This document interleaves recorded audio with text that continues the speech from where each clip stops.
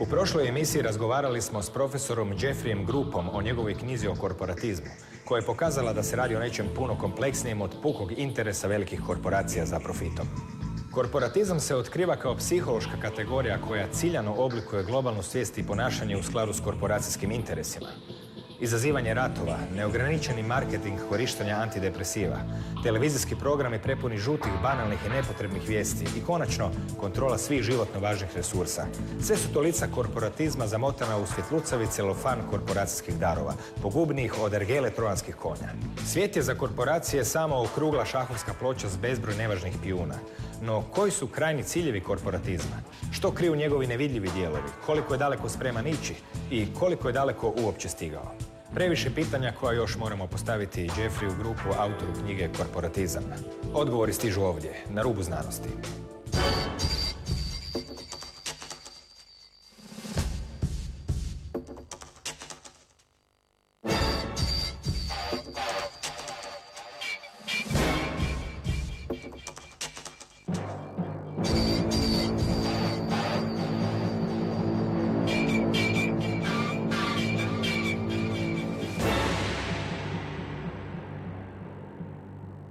Dobro večer. Danas nastavljamo razgovor i intervju koji smo započeli prošloga tjedna sa američkim profesorom filozofije Jeffreyjem Gruppom, koji stiže za koledža Henry Ford iz Detroita iz Michigana. U svom životopisu dosta bogatom ima i godine predavanja na prestižnom Purdue institutu, sveučilištu, kao i veliki broj znanstvenih radova, nekoliko knjiga. Međutim, danas smo ovdje zbog knjige koja se zove Korporatizam. Dobro večer. Prošloga tjedna smo već dali nekakve naznake, crtice i opise korporatizma, zato jer je to dosta velika tema koja se na različite načine manifestira. No, ponovimo za one koji su se tek sada uključili što to jest korporatizam i u kojem smislu ga doživljavate ne samo kao sredstvo stjecanja novca, kapitala ili sprega vlasti i korporacija, već kao jedan psihološki sustav koji zapravo porobljuje ljude. Kako biste predstavili korporatizam, kako ga vi vidite? Last week on the show, we discussed how the whole world we can verify is controlled by just very small groups. They control behavior and thought and so forth. Now, to understand corporatism, you have to understand that how all our resources we use and that we need to survive in life are controlled just by a few people. That's one point. And then on the other hand, the world is a huge disaster. There's poverty, disease, war, and so forth everywhere. So corporatism isn't just about small groups of very powerful, monopolistic, wealthy people, wealthy industry leaders controlling our resources. That's part of it. But the other part is they do so in a way that makes the world an absolutely miserable place to be. And why do I say that? Because you can see that with your eyes. The continent of Africa has riots and wars all over it. America has impoverished people all over, and those who aren't have to work so much that the family structure is destroyed in America. Corporatism is, yes, it's a force out there where the government, military, and the industries become united, form one force. But more than that, what corporatism really is how that makes your feelings, how your feelings respond, how your life is structured in response to that, how your life resembles a slave, where you can't make choices. You can't choose what time you get up in the morning. It's chosen for you by what job you have. Some corporation will choose it for you. Ključno što korporatizam nije tek neka slučajna pojava koja se eto dogodila ekonomskim ciklusima, već sve te negativnosti korporatizma obrazlažete u knjizi kao proizvod namjere da baš tako bude. Je li to točno? Why isn't there a huge monopolistic corporation out there that decides to make extremely healthy vitamins and foods and medicines for us, so to make people live longer so they can make money off them longer? Why doesn't that happen? Why is it always the destruction of humanity that is the project? Because the point isn't to make as much money as possible. The point is to create as much misery as possible. My proof of that is look at the world. The world is most people live their lives not having the feelings they want within them. Most people live their lives having to do jobs that they don't like, which give them all these, depression and so forth that we talked about in the last show. Now, a lot of people will say, well, Jeff, that's just how things have to be. People have to work. I'm not rejecting that. The point is if you go study a primitive culture, they don't have poverty. They've got incredible amounts of leisure time. We don't even understand their lives because they have so much leisure time. They have medicines that are free, food is free, they have actual wealth, things that they own. Everybody has the same level of house, which can be constructed by anybody. It's a completely different kind of lifestyle. Nema kriminala, primjerice. There's a group called the Penan, P-E-N-A-N, in Borneo, with the largest island in the world. They don't even have it's been reported in a book called Stranger in the Forest, written by Eric Hansen, that they don't even have a word in their language for rape, okay? Now go tell the average American that rape is just a construct of the environmental situation you're in, and they won't believe you. Well, that's evidence that it is. Korporatizam ima puno lica i puno svojih ruku. U prošloj emisiji govorili smo o medicini i o nekim drugim elementima kojima korporatizam vlada svijetom. Jedan od najvažnijih je takozvani false flag terorizam, odnosno terorizam pod lažnom zastavom. Što je dakle taj teško prevediv američki idiom false flag terorizam? Koji su njegovi primjeri? Gdje se danas primjenjuje i zašto? False flag terrorism is a scenario where you are told by the powers that control information that some entity of some sort is a threat, but it really isn't. There's a different threat, which they don't tell you about. Now, the big famous example that many people in America are concerned with is 9/11, where we were told that this certain group of people that we can't see, that live in caves, did this damage to us, but nobody can prove it. And then if you look into it a little bit, you find out you don't even know if that group exists. And further, they didn't do it. None of the stuff, there was no plane that hit the Pentagon, okay? They couldn't wire up the building, the third building in New York that fell at 6 o'clock in the evening.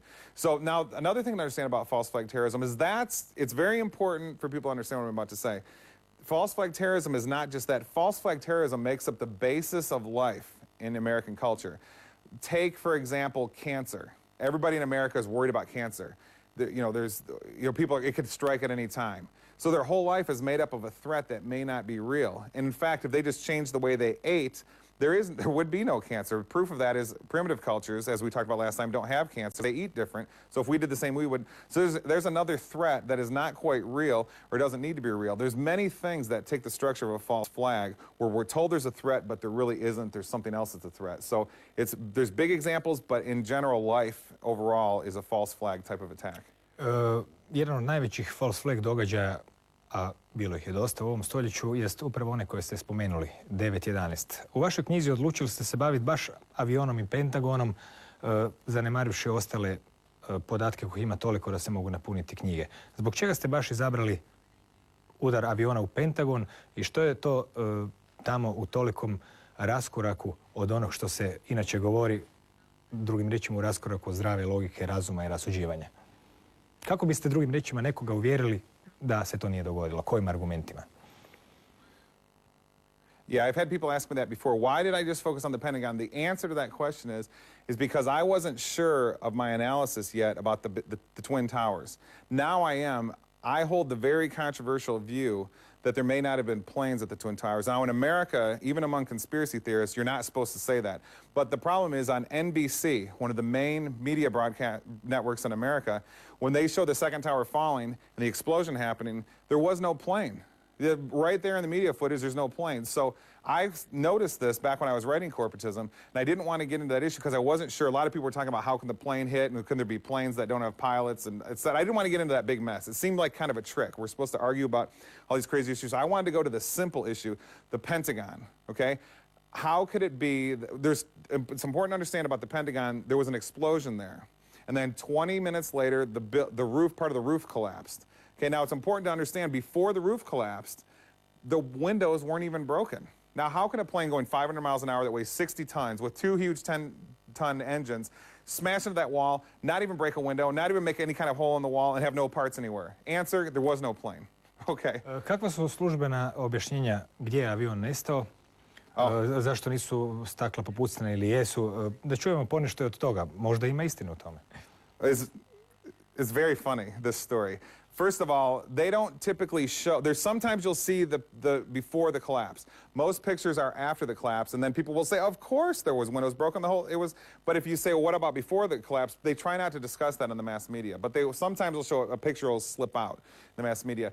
Now, it's very funny, their explanation of what happened at the Pentagon. They say that the reason that no plane parts were found is because the plane melted. Okay, now this is very humorous, because if steel of that much steel is going to evaporate away, it has to become half the temperature of the surface of the sun.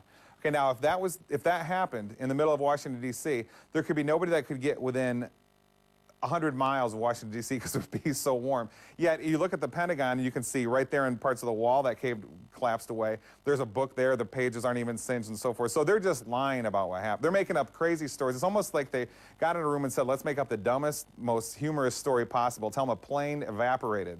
And we'll tell the people that. Komentirali ste I veličinu rupe u zidu. Oh, yeah. It appears the pre-collapse Pentagon, some people say that they can see a little 10-foot hole, which kind of looks like a missile hole. Looks a lot like a Scud missile hole. Now, I didn't comment a whole lot on that in Korporatizam because it's a little bit tough to see exactly what is there. But it does kind of look like there's a hole before the roof collapsed. So that evidence with the collapse would have been removed. Interesting. Značilo bi da je cijeli avion proletio kroz tu rupu, ako sam dobro shvatio. Well, they try to say that, this is good, they try to say that the wings folded up. Okay, now ask yourself, if the two jet engines make up the bulk of the plane, okay, the fuselage is just a lightweight, light metal hollow core. It has to be light so the plane can be up in the air. Okay, so if the wings folded up, that means that the two jet engines stopped, reversed direction, moved inward for some unknown reason. What force would cause that? And then proceeded to instantly go 500 miles an hour again into the building. Then they melted and evaporated. This is the epitome of non-logic, of insanity. And it's very funny, really, when you think about it. Ponekad u knjizi citirate I Davida Icka, koji je upravo radi ovakvih situacija, ovakvih objašnjenja u nekoliko puta komentirao jednom rečenicu koja je glasila: ljudi, oni nam se smiju. Po prilici bi se tako moglo opisati slično objašnjenja. Evo, kad smo već spomenuli Davida Icka, danas je jako popularno lijepiti etiketu teorija urote na nešto. Mislite li da je vaša knjiga Korporatizam, koja je pisana na jedan logičan I znanstven način sa argumentima I čak pomalo nalik udžbeniku, da spada u takozvane teorije urota I što uopće teorije urota jesu? Govore li one istinu ili ne govore? Je li ovo što vi radite teorija urote? Zbog čega uopće taj pojam postoji? Kakav je vaš stav o tome? Okay, yeah, the book I tried to make where everything in the book relies on something you can see, okay? Or as close as possible you can get to that. No theories in the book, so everything I write about, somebody can see happening in the world. So they can see it with it's provable to their experience. Now, as far as conspiracy, if you want to understand the world, you have to understand it according to conspiracy. What does that mean? There's a secret, very dark, destructive, and evil group behind everything. And we're talking behind medicine, behind media, behind sports, behind governments, behind war, behind revolution, behind sickness, and so forth. Until you understand that that secret, dark group exists, you will not understand the world. You will come up with crazy explanations for how the world can be the way it is. Like we were talking about last time, people will, instead of saying, oh, Hitler came to power because he was secretly put there by corporatists, which is verifiable, you can verify this in many different ways. No, instead people will say, oh, he just kind of got there because he got lucky in the German elections and then he got lucky by being able to raise the country up in 4 years to superpower status. No reasons are given, it's just wild theory, so people will just reject. So the standard view of history is full of contradictions, absurdities, and madness, really. But if you simply put in the thesis that there's a secret group behind things, a secret evil group behind things, everything about history seems to make sense all of a sudden. Why we have poverty everywhere, why we have these wars that are the same, you know, they mimic each other from era to era. Povijest je dosta važan predmet u našem obrazovanju I kada se čita konvencionalna povijest, a kada ju se gleda iz pozicije podataka koje vi prezentirate, zapravo se čini da najveći I najvažniji dio potpuno nedostaje. Smatrate li da iza povijesti kakve u školi općenito nekih stvari koje se uče tijekom obrazovanja osnovnog, srednjeg, isto se krije određeni korporatizam. If you go study what is happening today in schools, what is being taught about the Iraq war in schools today, you will see that it's telling fabrications. So to answer your question, if they can't even if the corporatists are controlling what's told to children in history, about the contemporary history, how am I supposed to believe what happened 2,000 years ago about Rome? Or even, just about the Vietnam War in the late 1960s, early 70s. History is unverifiable. If I ask anybody to verify any of this stuff that we are told is truth in school, it can't be. So the whole thing is largely made up. Kada pričamo o korporatistima, bilo bi zanimljivo reći nekoliko riječi o njihovim načinima, sredstvima i taktikama kojima se služi. They use the same methods worldwide. Brainwashing. Teach someone that the false is real and the real is false. Destroy true religion. And what they have is this junk religion that exists. America, people believe that Christianity is about how much faith you have. Then you have St. Paul in the Bible, who is about experiencing God, not just believing in God. So the Bible emulates, so they destroy religion and replace it with some garbage. They're doing the same thing to Buddhism and Hinduism now as well. Contamination of people, through the skies, the air, the food, your consciousness is contaminated. Make people do the opposite of what they would like to be doing. Consider a war. Somebody, a young man or woman, at the prime years of their life, being taken out of all these fun times they can have with friends, going to school, doing whatever they need to do. Instead, they go over to this horrific environment where they're either going to be killed, or somebody will attempt to kill them, or they're supposed to kill other children. Why do the same patterns happen over and over and over? Taxes, trade, controlling the money supply, controlling the resources that people need to survive. Saying that, saying there's just one resource that can control the world, oil, and then pretending like no other competing resources like hemp exist. They used to say firewood, the kings way back in the day used to say that firewood was the only resource there is, and they used it to control the civilization. And it seems so funny now that they would say that that's the only resource there was, because now we know that's so untrue, but people believed it. Napisali ste da korporatizam uključuje skriveni terorizam. Možete li nam objasniti tu izjavu?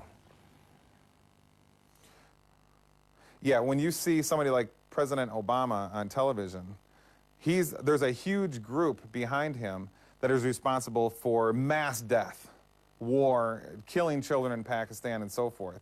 Now, if North Korea does that, on American news, they'll say he's a terrorist. But if American government instigates that happening, they'll say it's patriotic. So what they're saying is terrorism for other people is patriotic for them. So actually, what is terrorism is what they're doing. Koja bi bila uloga think tankova i lobista u korporatizmu? Naime, jednakom logikom kao i o svim drugim temama pisali ste o pitanju rade li kongresmeni ili predstavnici vlada za ljude ili ne, i rekli ste da se ljudi trebaju samo zapitati od njihovog radnog vremena koliko vremena potroše na brigu za pitanja društva, a koliko zapravo na razgovore sa različitim lobistima, i da će se odgovor sam nametnuti. Znači, lobisti i think tankovi su tu prisutni praktički cijelo vrijeme. Koja je zapravo njihova uloga? Oni se često puta čine kao nekakve skupine mislilaca koje to nešto predlažu, ali čini se da su važniji od toga. A little while ago, we mentioned how the most important thing to understand is there is this secret group behind things, and if you understand they exist, you can make sense out of the world finally. Now, how do we know that they exist? What is a lobbyist? A lobbyist is an ultra-wealthy organization who's given money from corporatists, and they give it, in America, they give it to politicians to pass certain types of policy and so forth. Well, what is the point? Who controls things if that's going on? People know lobbyists are all over the place. It's almost funny that they don't understand that their votes mean nothing.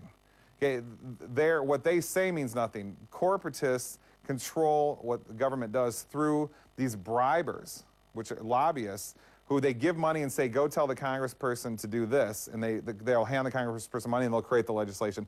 Think tanks are often the most powerful think tanks. There's think tanks all over, but the most powerful ones that work for the corporatists will create the policy that the lobbyists will pay the politician to have put in place, and the policy is always more of the same. Let's ban homeschooling and make sure all the children go to school more than they already do, away from their families. Let's have more war. Let's make the organic food industry not pure food anymore. Let's fill it with chemicals and say it's perfectly pure and organic. Najkontroverznija strana korporatizma jest ona koja se tiče kontaminacije čovječanstva, koju ste predstavili u jednom od poglavlja. Ljudima je doista teško povjerovati da netko namjerno truje čovječanstvo, mada svakodnevno u hrani ima raznih sastojaka od natrija, glutamanata, aspartama, GMO i slično. Međutim, sve se to smatra nekakvom žrtvom tehnološkog napretka, trkom za profitom, pa su to slučajne posljedice. No, pod kemijskim trovanjem čovječanstva namjernim spominjate 3 stvari. Cijepiva, chemtrailove i morgelone. Pa nešto od toga je više poznato, nešto manje. Krenemo po redu. Na temelju čega smatrate da je zaista posredi, da se zaista događa namjerno trovanje čovječanstva i s kojim ciljem?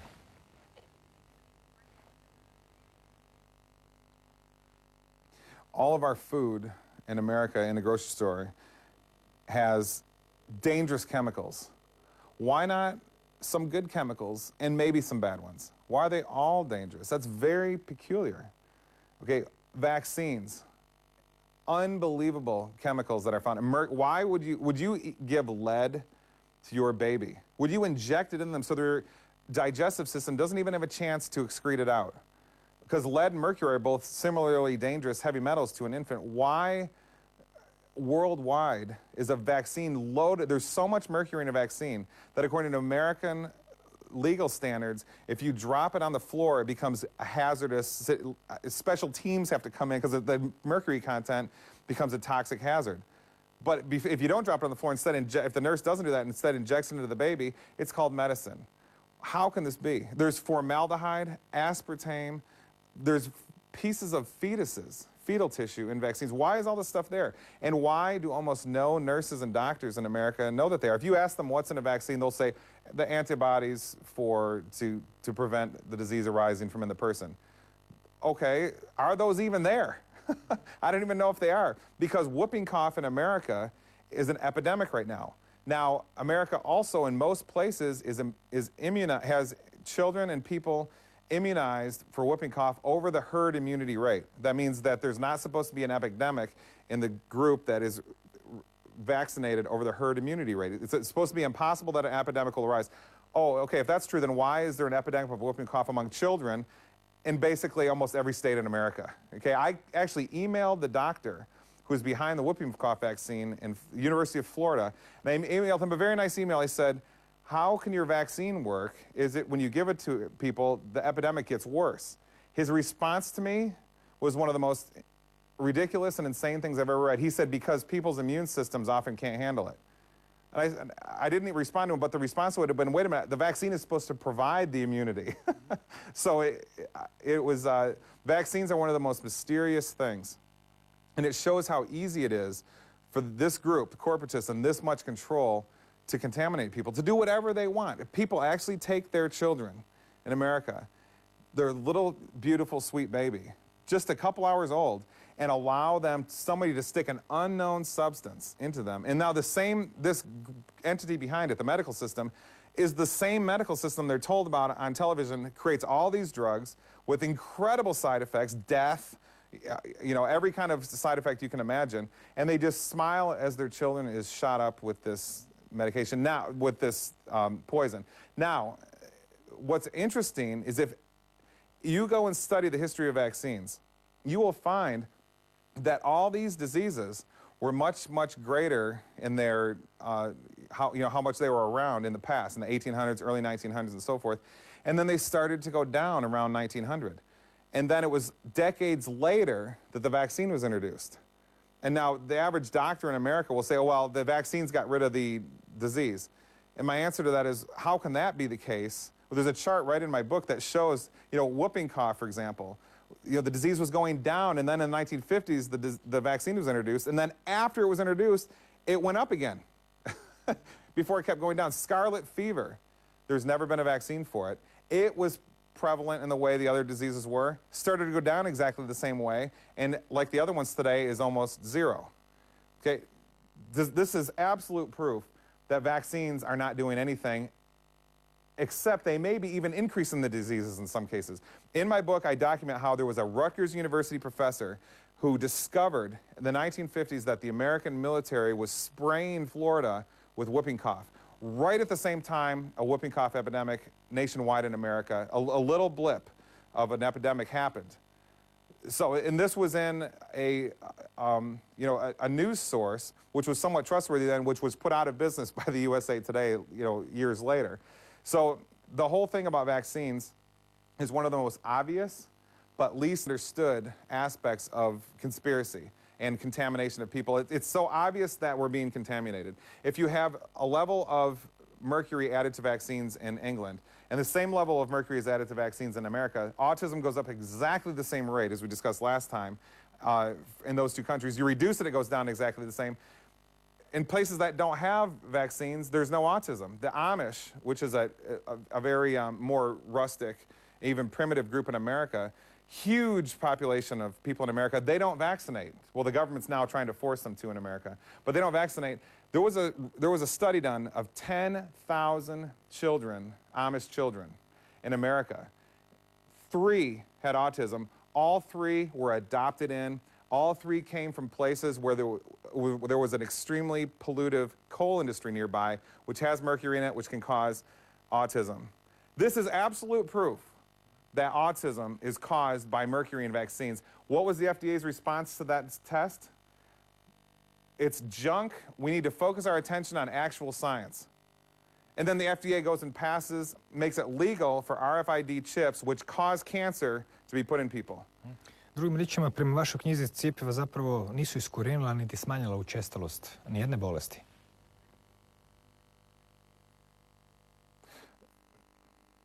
No, they haven't. If you ask someone, just go ask someone what diseases have been eradicated by vaccines, almost everybody will say smallpox or polio. Now, and you'll ask them, how do you know that? And they'll say, oh, somebody told me. I heard it on TV or something. But if you actually go and look in books on the history of these, it becomes quite apparent that polio, as I said last time, was never eradicated. It was never that big of an issue, okay? It was on its way out, as the other diseases were. So at the time, it was not a very big issue, and instead people changed the definition of it, which made it look like there was less polio. Now, smallpox, what appeared to eradicate that was people were, kept in isolation from each other. It's called ring vaccination. And that's a great way to get rid of a disease.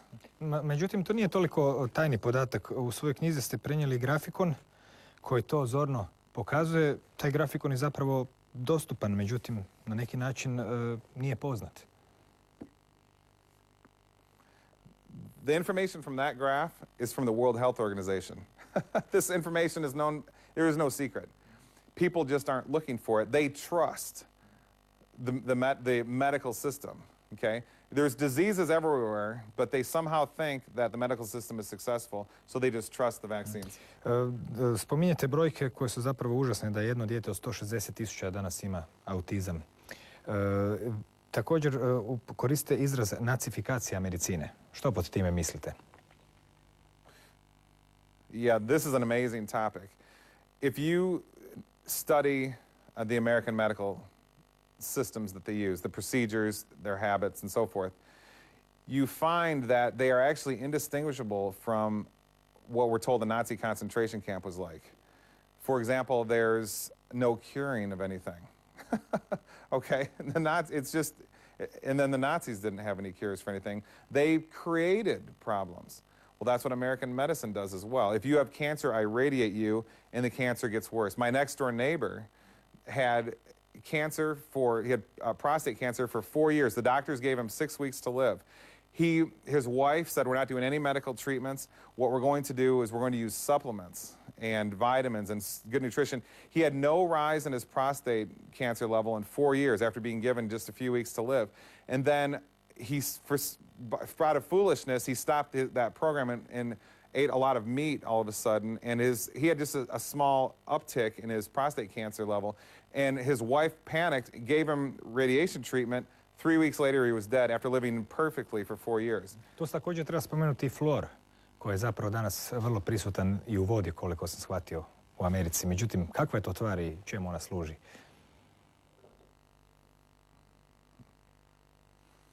Yeah, fluoride is something that is in about 80% of water in America. It was introduced in the Nazi concentration camps. It was a sedative and a toxin that made people, it attacks the brain system, and it makes people apathetic and lazy and so forth. They use it in prisons, and you can reduce the numbers of fights in prisons and so forth if you put so much water in, there's so much fluoride in the water in a prison, the level of fights will go down. Put a little more in a predictable way, the fights go down more. Put enough in, there's no fights at all.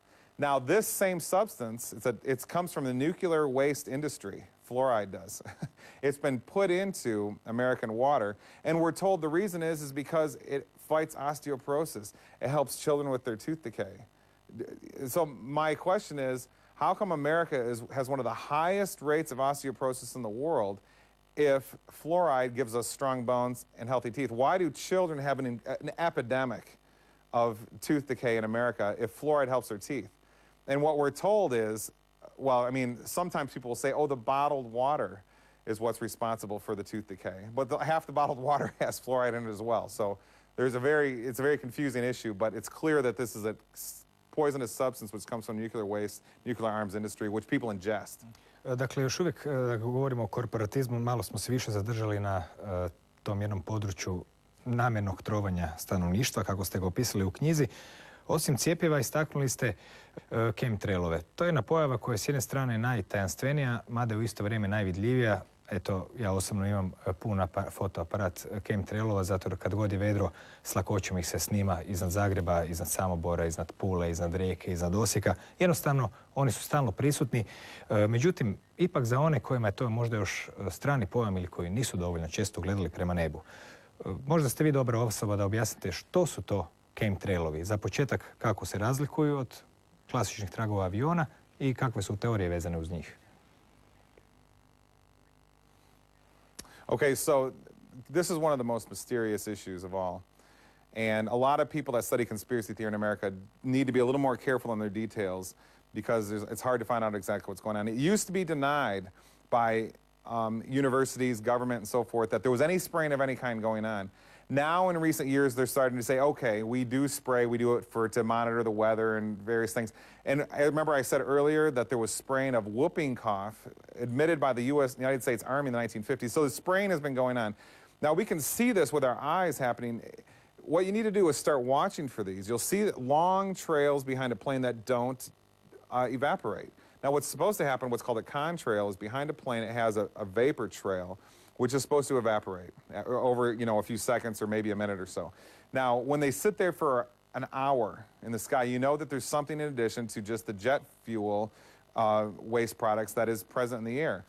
And sometimes it's so dense it'll produce a shadow, more dense than a cloud. That's obvious proof that there's something much more than standard waste materials in that exhaust from a plane. Now, the question is, what's there? Well, one more thing I should say is that often the trails will have what I call an end cap, a cutoff point. You'll see the trail halfway across the sky, and then right in the middle of the sky it'll end, and the plane keeps going. And my question is, did the plane shut off its engine? That doesn't make any sense that the trail would abruptly change such a huge degree. Ima li nekakve, može li se objašnjenje naći u postotku vlage u zraku i temperature? Yeah, people have tried to say, when they go to a different altitude, the air changes texture and so forth. But we can see this happening apparently in planes which are not changing altitude. And the cutoff will be much too abrupt. It's not usually the different levels of air are horizontal. Okay, so a plane traveling this way would have to have a difference in the air, but they'd have to go in a vertical direction to enter different air pockets and so forth to create a radically different kind of vapor trail where it has this cap where it immediately ends. So it seems the best theory is that there's something in addition to the jet fuel being sprayed. It's very difficult. You have to be very scientific about this and very careful to know what you're saying so you don't want to put people into a panic or something. But it does seem to be, for the reasons I've given and more reasons that we could give, there's something strange going on here. Ta se pojava zapravo vidi po cijelom svijetu. To su ti uzorci koji su nekad mrežasti, nekada se križaju, nekada su jako dramatični. Ponekad je čak moguće promatrati te tragove koji stoje više sati, a dok kraj njih lete avion koji ima sasvim normalni trag, pa je čak moguće usporediti. No, chemtrailovi su nešto za što smo mogli čuti, a što više možemo ih i vrlo često doista vidjeti iza naših glava. najtajanstvenija i najčudnija priča koju predstavljate u knjizi vezano uz kemijsko trovanje organizma jest pojava zvana morgeloni. Morgelons na engleskom. Što bi bili ti morgeloni i jesu li oni kroz istraživanje određenih liječničkih udruga, struktura, sveučilišta zapravo prošli onaj korak iz mita u stvarnost? I što su uopće morgeloni za početak?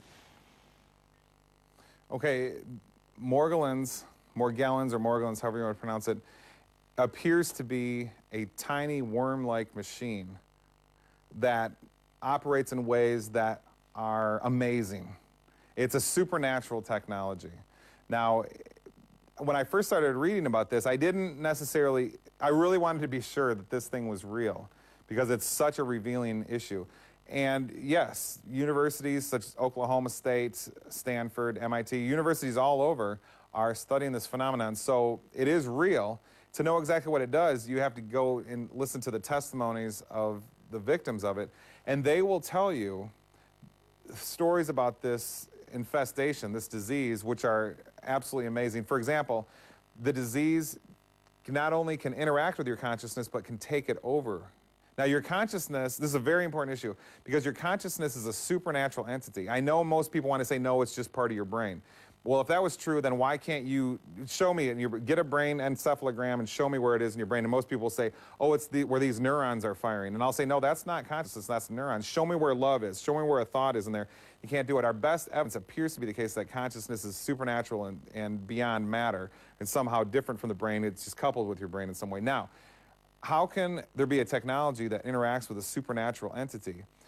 The only answer I think that we can come to for that is if the technology was created by a very advanced source. That's why, some people like David Icke have said there's almost a supernatural, evil, dark group at the top of that, the top of all the corporatist structures in the world.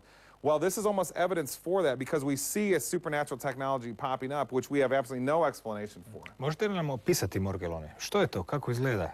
Vidjeli se pod mikroskopom? Kakvi su simptomi? Što radi ljudima? Kako da se to uopće predočimo? They look like a wad of thread. And what they do to people is torture people, okay? There's a big theme in corporatism is technologies are created to torture. War is a form of torture. Schooling can be a form of torture. When you take somebody out of their natural environment and give them pain, that's roughly the definition of torture. So that's what Morgellons does. And it will replace parts of your body. Parts of your bone in your knee will be replaced in their proper positioning by this other material. Your hair will be replaced by it. So it operates, it's like it has a hive behavior where the little fibers, the little threads move on their own. They've got self-motion, which was Aristotle's definition for what is life. They operate together. They know when your consciousness is feeling a certain way. If you're going to try to pick some of them out, okay, they'll know before you start. When you're thinking about it, the fibers will start attacking you over here, give you a sensation of burning or a sensation, some kind of pain here or a pain down here. So, and then when you decide to change your mind and not pick some of the fibers out, it goes away. This is one of the most unbelievable topics, virtually ignored by mass media in America, but this really kind of shows what our world is about because this is so advanced. It kind of shows who and what is behind things, what they're doing. They're just having fun where they're torture victims. Je li riječ o nekoj vrsti nanotehnologije i kako izgleda pod mikroskopom? Some people have tried to present evidence that it is possibly a nanobot, nanotechnology robot. That it's possible that we'll find out it is just some ultra-advanced type of human technology. That could happen. At the moment, I'm not going that direction because when you look at it under a microscope, it doesn't have proper moving parts in the way a normal machine does. It appears to be operating on some other kind of force. When we think of a machine, the car has different parts. The parts interact with each other to make the car go. It's not a machine in that sense of the word at all. So it's a completely different kind of technology than our machine world and our nut and bolt technologies we humans today are used to. Drugim riječima, preporučit ćemo svakom da se sam proba potražiti odgovor, jer priča o morgelonima doista zahtijeva naprezanje mašte. Mada danas, eto, već, ako sam dobro shvatio, čak 60.000 ljudi se prijavilo centru koji se bavi samo oboljelima od te čudne bolesti morgeloni, za koju zapravo nismo čuli, jer eto, nikad u medijima i nije zapravo bila spomenuta. U vašem zadnjem poglavlju knjige Korporatizam počeli smo od ekonomije, novca, svega ono što uobičajeno znamo da korporacije jesu, reklame i slično, oblikovanje mišljenja. Dolazimo do velikih logora koji se grade po Americi. To je vrlo neobično, koliko meni poznato, u Europi ih nema. Međutim, kakvi su to logori koji se u Americi grade, čemu oni služe, koliko ljudi trebaju primiti, što se za njih priča da jesu i kako ih povezujete s korporatizmom? Nobody knows exactly why they're built. Koliko ih je? Oh, there's enough to house millions of people. And this is not hidden. This is announced in financial news. Some company just got a big government contract to build, they put it nicely, detention centers, okay, which is just a big concentration camp. Now, we were told before Hurricane Katrina, when the Bush administration really ramped up, they've been built for decades, but the Bush administration really ramped up how many were built. And we were told by them that this is because there could be an influx of illegal aliens, you know, people from Mexico. They call them illegal aliens in America, a strange term. Or there could be a disaster, for example, where people would be displaced and we'd need the camps. Problem, Hurricane Katrina happened, they weren't used. Okay, new ones were constructed, okay, and the ones that were right around the area weren't used. In Seattle, when there was the huge protest in 1999 in Seattle, people were put into these American citizens. So what we're told they're used for have not been what they're used for so far. Veliko je pitanje i u kojoj mjeri su potrebni logori. Spomenuli je svaki logor za 5000 ljudi da se grade od 2000. ubrzano i da prema vašim procenama u njemu mogu stati fantastične brojke. Spominjete 150 milijuna ljudi. Očito ilegalnih useljenika iz Meksika nema ni približno toliko. Jesu li te brojke vaše točno ili su na temelju čega ste ih dobili? If you take, there were many news stories, for example, in the early 2000s, which would say the Bush administration has built a mobile detention center which can house 2,000 people. And they've built dozens of these. And then so you add up the numbers. And then you find another news story where they were building another kind of camp, and then they say they built 50 of them. You add those numbers up. Then you have another news story where they built a huge center in, say, Alaska, which can hold 1 million people. And then you add those numbers. You keep adding it up, and you get to numbers that are in the tens of millions. Koje je vaše mišljenje? Čemu bi trebali ti logori služiti, recimo, u planu korporatista? Vidjeli smo da je to novac je sredstvo vladavine, mediji, programiranje mišljenja, pa čak i trovanje stanovništva, kontaminacija kroz hranu, kroz lijekove, kroz cijepiva, kroz nekakve čudne pojave kao što su chemtrailovi i morgelovi. Na kraju imamo sad tu i te silne logore koji se zapravo čak i vide na satelitskim snimkama vrlo dobro. Oni su svakako činjenica. No, kakvu ulogu oni imaju u tom planu, koliko se može rekonstruirati? Nobody really knows. Conspiracy theorists in America are desperately trying to find out. In my book, what I do is I just try to find out what's the best explanation for why they're there. And a lot of what we do is look to the past. Because these camps have shown up in the mega empires and over and over, Stalin, Hitler, here in this region of the world, they were recently used. This is a phenomenon that repeats. Let's set up camps where we separate the families out and then hurt people in various ways in the camps. This exists as far as history goes. So as far as who's going to end up in them is not quite clear, but it does seem, if we follow history and some other things that I spell out in the last chapter of Korporatism, it looks like we'll find out, but apparently some group of American citizens, are they going to be for Jews again, like they were in Germany? Is it going to be for Muslim people? Is it just going to be for, American people? Yeah, just a white guy like myself. I mean, what's it going to be exactly for? And it appears to be some group like that. But it really doesn't matter. They're there. It's not announced properly in the mass media because they'll say, oh, a detention center in case there's such and such immigration activity. No, this is a government who's purposely destroying its own economy, starting wars through lies, channeling in all the money into them, building camps which are empty, waiting to be filled. There's something really sinister here, and the average American doesn't even know. Čini se da je taj korporatizam uzeo maha u zadnje vrijeme, nekako se intenzivirale su se te pojave. Hoću reći, prije 30, 40, 50, 100 godina čini mi se da chemtrailovi logori u takvim mjerama nisu bili prisutni niti cijepljenja. Nešto se zbiva posebno ili je to eto tako logična posljedica tisućljeća razvoja? Well, there has been corporatism for as far back as we can see, but it fluctuates.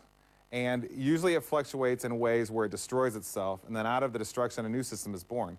World War II was a good example of when corporatism destroyed itself, and then out of it, the CIA, the United Nations, the Pentagon in the United States, all these things came out of it. So, zapravo je taj korporatizam uništio ljude, a ne sam sebe.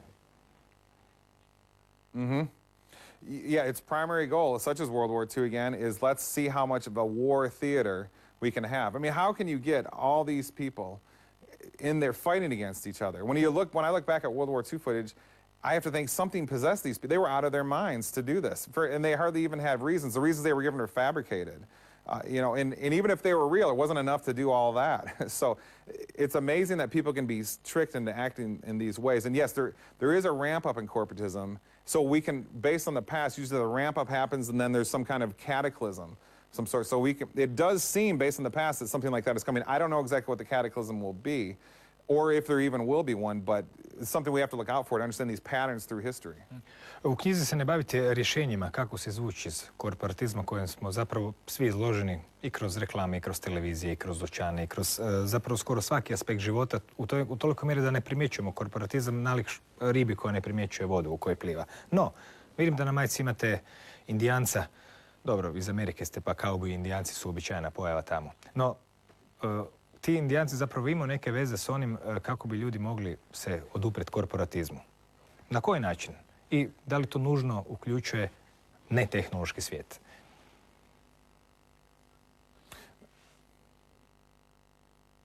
Okay, what the American Indians did is, as we said in the last show, bought and sold from each other. They didn't have someone who's not involved in the labor and creating the item taking a profit. So we directly sell and buy and sell products that we actually need. When this happens, an incredible thing happens to people. They have amazing amounts of leisure time. There's a myth that, you know, the life of the primitives is so hard and the glorious life is civilization. All you need to do is go study primitives and civilization. You'll see the people working hard and doing what they don't want to do is the civilized group. Primitives, as Henry David Thoreau wrote in his book Walden, they've got all kinds of leisure time. Their families are often very strong. They often have radically reduced crime, as we were saying earlier. So that has to be the answer. I mean, we can't fight the corporatists. They will just blow us out with a neutron bomb or something. They've got more weaponry than even Americans. There's so many gun owners. They still have so much more weaponry. The only thing you can do is find ways to exclude them from having any power. And the only way to do that is ignore their money, ignore their existence, and focus on each other. And that's exactly what the Native Americans did. That's why they were, their lifestyle was obliterated. And no, it doesn't have to. A lot of people say, oh, I don't want to go live like American Indians because I don't want to live in a hogan and, you know, have to grow my own food. You don't, it doesn't have to do with technology. The American Indians had enormous technology. They could create weather.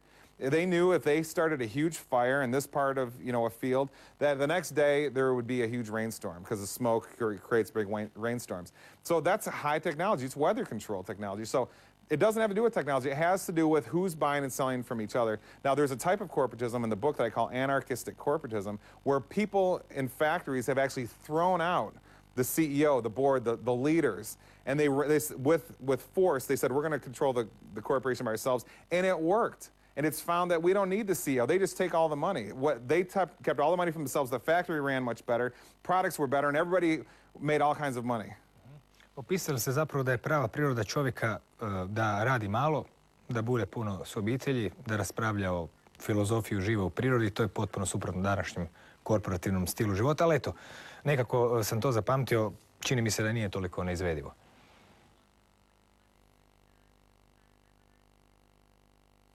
This is the way people are supposed to live. This is what's natural. This is what makes us happy. It's what many people deep down, if they really search their feelings, know that they want. They want leisure. They want depth. They want to feel something powerful. They want to feel strong love between not just their family, but people. That's, you know, people all around. This is what makes us really feel like we're human. When you're in this vibe, you think to yourself, this is the way, what I'm meant for. Our brains we have a pineal in our brain which delivers DMT. There's something called a sexual orgasm. These are euphoria. These are intoxication and love. Our physiology is made for this. Our minds are made for this, for happiness and joy and together, family, spirituality, and profundity. But yet this is exactly the thing that is absent in the corporatist society. Jeffrey, hvala.